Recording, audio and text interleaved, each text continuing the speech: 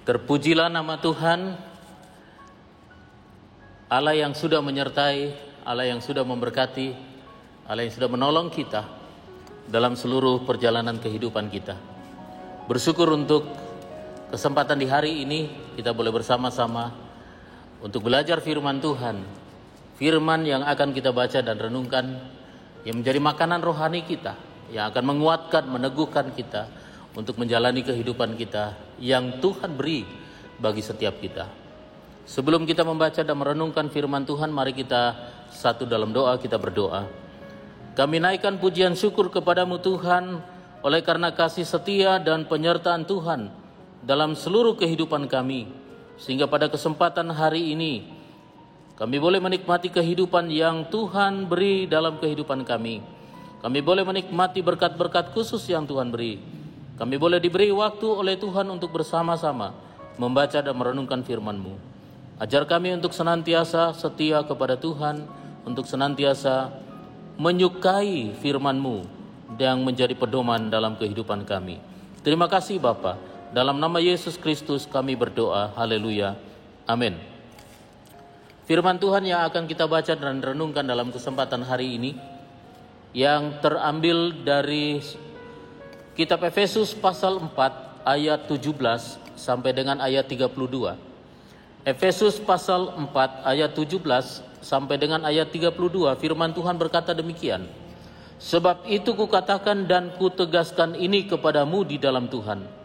Jangan hidup lagi sama seperti orang-orang yang tidak mengenal Allah dengan pikirannya yang sia-sia dan pengertiannya yang gelap. Jauh dari hidup persekutuan dengan Allah karena kebodohan yang ada di dalam mereka dan karena kedegilan hati mereka. Perasaan mereka telah tumpul sehingga mereka menyerahkan diri kepada hawa nafsu dan mengerjakan dengan serakah segala macam kecemaran. Tetapi kamu bukan demikian. Kamu telah belajar mengenal Kristus karena kamu telah mendengar tentang Dia dan menerima pengajaran di dalam Dia menurut kebenaran yang nyata dalam Yesus, yaitu bahwa kamu berhubung dengan kehidupan kamu yang dahulu harus menanggalkan manusia lama yang menemui kebinasaannya oleh nafsunya yang menyesatkan, supaya kamu dibaharui di dalam roh dan pikiranmu dan mengenakan manusia baru yang telah diciptakan menurut kehendak Allah di dalam kebenaran dan kekudusan yang sesungguhnya. Karena itu buanglah dusta dan berkatalah benar seorang kepada yang lain, karena kita adalah sesama anggota. Apabila kamu menjadi marah, janganlah kamu berbuat dosa. Janganlah matahari terbenam sebelum padam amarahmu, dan janganlah beri kesempatan kepada iblis. Orang yang mencuri, janganlah ia mencuri lagi, tetapi baiklah ia bekerja keras dan melakukan pekerjaan yang baik dengan tangannya sendiri, supaya ia dapat membagikan sesuatu kepada orang yang berkekurangan. Janganlah ada perkataan kotor keluar dari mulutmu, tetapi pakailah perkataan yang baik untuk membangun di mana perlu, supaya mereka yang mendengarnya beroleh kasih karunia. Dan janganlah kamu mendukakan Roh Kudus Allah yang telah memeteraikan kamu menjelang hari penyelamatan. Segala kepahitan, kegeraman, kemarahan, pertikaian dan fitnah hendaklah dibuang dari antara kamu. Demikian pula segala kejahatan. Tetapi hendaklah kamu ramah seorang terhadap yang lain, penuh kasih mesra dan saling mengampuni, sebagaimana Allah di dalam Kristus telah mengampuni kamu. Saudara-saudara yang kekasih di dalam Yesus Kristus, judul renungan kita pada kesempatan ini adalah bertumbuh di dalam Kristus. Bertumbuh di dalam Kristus. Bertumbuh di dalam Kristus adalah sebuah proses perubahan yang terjadi pada diri seseorang di dalam iman kepercayaannya kepada Yesus Kristus. Kehidupan yang diperbaharui dari hari ke hari, sehingga semakin hari semakin serupa dengan Kristus. Jemaat Efesus adalah orang-orang yang sudah percaya kepada Kristus. Mereka adalah orang-orang yang bekerja keras di dalam pelayanan. Mereka adalah orang-orang yang tidak mengenal lelah dalam pekerjaan pelayanan mereka untuk kemuliaan bagi Tuhan. Namun mereka telah mengabaikan kasih Allah yang sesungguhnya, dan hidup mereka bahkan dalam bahagian ini disamakan dengan orang yang tidak mengenal Allah. Itulah sebabnya terjadi keprihatinan, kegelisahan, dan kekhawatiran yang dialami oleh Paulus, sehingga Paulus memiliki kerinduan untuk mengarahkan kembali orang-orang percaya di Efesus kepada kehidupan kasih yang mula-mula itu. Tantangan hidup di dalam dunia ini tidaklah semakin mudah. Tantangan kehidupan di dalam dunia ini tidaklah mudah untuk kita hadapi. Tetapi marilah kita bertumbuh di dalam Kristus, terus melakukan kehidupan yang dinamis di dalam Kristus, bekerja dan melayani Kristus, mengalami perubahan dari waktu ke waktu. Bertumbuh di dalam Kristus, yang menjadi pertanyaan bagi kita adalah apa yang perlu kita lakukan agar kita bertumbuh di dalam Kristus. Kalau kita belajar dalam firman Tuhan pembacaan kita pada hari ini, yang pertama adalah supaya kita bertumbuh di dalam Kristus, maka hiduplah di dalam persekutuan. Ayat 17 sampai dengan ayat 21. Ini berkaitan antara hubungan kita dengan Tuhan. Yang dikritisi dalam bahagian ini adalah cara hidup jemaat Efesus, yang dikatakan bahwa mereka hidup seperti orang yang tidak mengenal Allah, padahal mereka sudah percaya kepada Kristus. Hal ini dinyatakan oleh Paulus, sebab Paulus melihat bahwa apa yang mereka pikirkan adalah pikiran yang sia-sia, pengertian mereka adalah pengertian yang gelap, mereka jauh hidup dalam kebenaran, mereka jauh dari persekutuan dengan Allah, bahkan perasaan mereka telah tumpul. Dalam waktu-waktu tertentu mereka menyerahkan diri dalam hawa nafsu kedagingan mereka. Mereka mencari kesenangan diri sendiri dengan serakah melakukan segala kecemaran. Atau dengan kata lain, mereka memiliki keinginan terbesar, mereka memiliki keinginan terdalam dan terkuat hanya untuk melakukan segala macam kejahatan.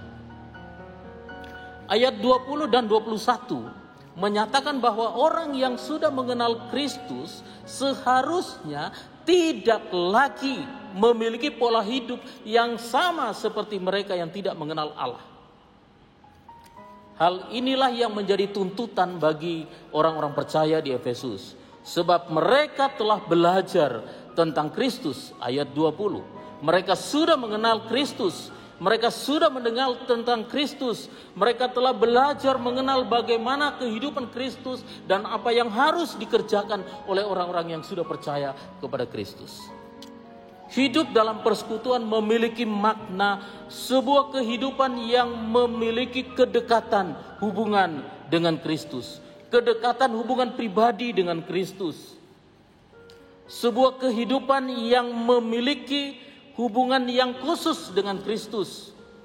Kehidupan yang selalu didasari keinginan untuk berjumpa dengan Kristus. Keinginan untuk mentaati segenap hal yang telah ditetapkan oleh Kristus. Bahkan perintah-perintah yang diberikan oleh Kristus untuk dikerjakan. Setiap hari memiliki keinginan untuk terus bersekutu, berjumpa dengan Kristus. Pengenalan yang dalam terhadap Kristus memberi jaminan kekuatan iman di dalam diri orang percaya. Akar yang kuat akan memberi topangan ketahanan sumber bagi sebuah pohon.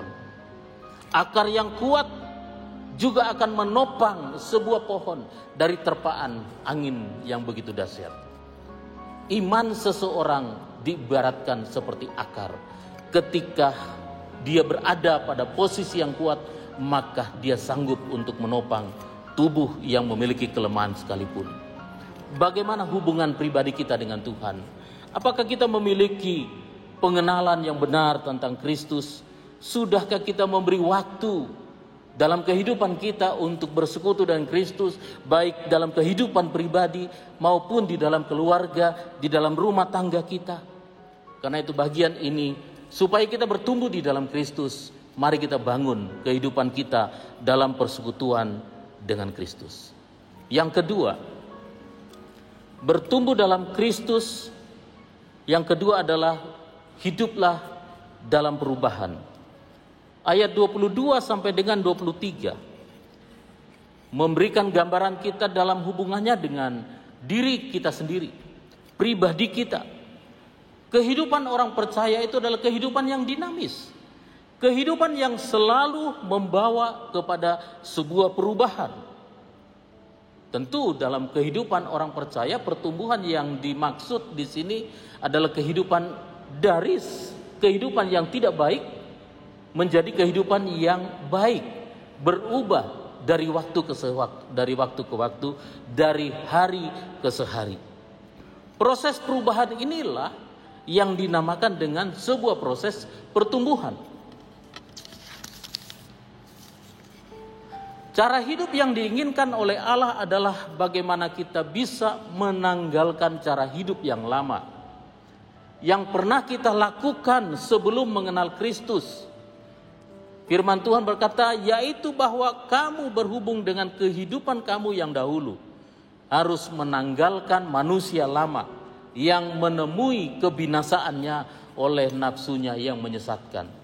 Firman Tuhan berkata bahwa kehidupan kita sebelum mengenal Kristus adalah kehidupan yang lama atau manusia yang lama. Firman Tuhan mengajak dan mengajarkan kepada kita setelah kita kenal Kristus supaya kita bertumbuh di dalam Kristus, kita hidup di dalam perubahan dan kita mulai memperbaharui hidup kita hari ke hari. Dan ayat 24 memberi penegasan kepada kita, dan mengenakan manusia baru yang telah diciptakan menurut kehendak Allah di dalam kebenaran dan kekudusan yang sesungguhnya. Jadi manusia lama kita tanggalkan setelah kita percaya kepada Kristus. Lalu momen awal hidup yang baru, hidup yang dibaharui di dalam Kristus, kita memulai kehidupan yang baru dengan manusia yang baru. Kalau kita memang mau mengalami perubahan, kita tidak bisa memilih dan mengharuskan meninggalkan manusia lama, menanggalkan manusia lama, dan kita mengenakan manusia yang baru. Firman Tuhan berkata, dan mengenakan manusia baru. Artinya bahwa hidup baru itu disediakan oleh Allah bagi setiap orang percaya. Berarti Allah juga yang akan memampukan kita untuk menjalani kehidupan sebagai manusia baru itu dalam perjalanan kehidupan kita hari ke hari. Kesediaan kita melakukan itulah yang dituntut oleh Tuhan. Kesediaan kita untuk mempraktekkan kehidupan manusia baru itulah yang diminta oleh Tuhan. Hidup dalam perubahan adalah kehidupan yang meninggalkan manusia lama dan mengenakan manusia baru, yang secara terus-menerus diperbaharui untuk memperoleh pengetahuan yang benar tentang Allah. Selama masih kita hidup, kita akan selalu berjuang bahwa orang-orang yang ada di sekeliling kita, orang-orang yang ada di sekitar kita akan memiliki perjuangan yang sama. Sehingga terkadang kita menemukan justru yang menjadi musuh bagi kita bukan orang lain, tetapi diri kita sendiri. Ada banyak orang yang bisa mengalahkan orang lain, tetapi banyak orang yang tidak bisa mengalahkan diri sendiri. Oleh karena di dalam dirinya terjadi pergolakan, terjadi peperangan antara manusia lama dan manusia yang baru. Kalau kita mau mengalami perubahan dalam kehidupan kita, firman Tuhan menegaskan bahwa kita harus menanggalkan manusia lama dengan seluruh kehidupannya, lalu mengenakan manusia baru dengan seluruh kehidupan dan tuntutan yang Tuhan beri bagi kita. Yang ketiga, bertumbuh di dalam Kristus meliputi kehidupan di dalam kasih. Ayat 31 sampai dengan ayat 32 menyatakan kepada kita bahwa Allah itu adalah kasih. Kasih Allah menjadi sumber penebusan dan keselamatan manusia yang berdosa yang diberikan sebagai anugerah dalam kehidupan kita. Bahwa keselamatan itu adalah pemberian dari Allah yang diberikan kepada kita semua. Sebagai sebuah pemberian, sebagai sebuah hadiah, sebagai sebuah anugerah dalam kehidupan kita. Menyadari hal ini, seharusnya kita memberikan respon yang positif kepada Tuhan, yaitu menerima anugerah keselamatan itu. Setiap orang yang mengasihi Allah harus membuktikannya dalam kehidupannya sehari-hari. Dan karena Allah itu roh, Allah itu tidak nampak oleh mata jasmani kita. Allah yang tidak bisa terlihat oleh mata jasmani kita. Ia mengasihi kita. Karena itu Allah mengutus anaknya, Yesus Kristus, dalam rupa manusia untuk datang ke dalam dunia menjadi penyelamat bagi saudara dan saya. Orang yang hidup di dalam kasih, di dalam dirinya hendaknya tidak ada lagi kepahitan, di dalam dirinya tidak ada lagi kegeraman, di dalam dirinya tidak ada lagi kemarahan, di dalam dirinya tidak ada lagi pertikaian, di dalam dirinya tidak ada lagi fitnah.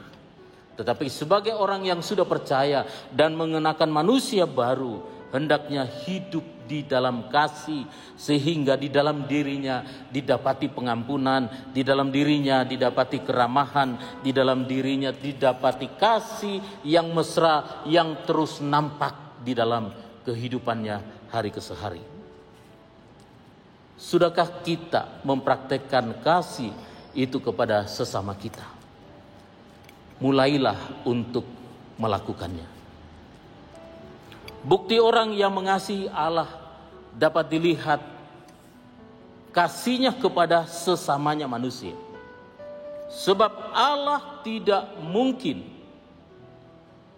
mengasihi kita kalau kita bukan pribadi yang mulia di hadapannya. Kita tidak mungkin berkata aku mengasihi Allah, padahal Allah itu roh yang tidak terlihat. Kita berkata aku mengasihi Allah, pribadi yang tidak terlihat, tapi kita membenci saudara kita. Karena itu bagi kita yang mengasihi Allah, hendaknya wujud kasih kita kepada Allah nampak dari kasih kita kepada sesama kita. Mengasihi orang lain yang ada di sekitar kita. Mengasihi orang lain, siapapun mereka, kondisi apapun mereka, latar belakang apapun mereka. Mengasihi orang lain bukanlah pilihan, tapi menjadi keharusan bagi kita. Mengasihi sesama manusia seperti mengasihi diri kita sendiri. Bertumbuh dalam Kristus adalah sebuah proses perubahan yang terjadi pada diri orang percaya. Proses pertumbuhan tersebut meliputi kehidupan di dalam persekutuan. Dalam hal ini hubungannya dengan Tuhan. Proses kehidupan meliputi kehidupan dalam perubahan, yaitu dengan diri sendiri, dan juga kehidupan di dalam kasih berhubungan dengan sesama kita. Kiranya bagian firman Tuhan ini kembali mengingatkan kita bahwa kasih Allah yang telah dinyatakan kepada kita, Yesus Kristus yang telah datang ke dalam dunia menjadi juru selamat kita, yang telah memperbaharui hidup kita, akan terus menolong kita untuk bertumbuh di dalam Kristus, sehingga pertumbuhan hari ke hari menjadikan kita semakin hari semakin dewasa di dalam Tuhan. Tuhan Yesus memberkati kita. Mari kita berdoa. Bapa, kami bersyukur untuk kesempatan di hari ini.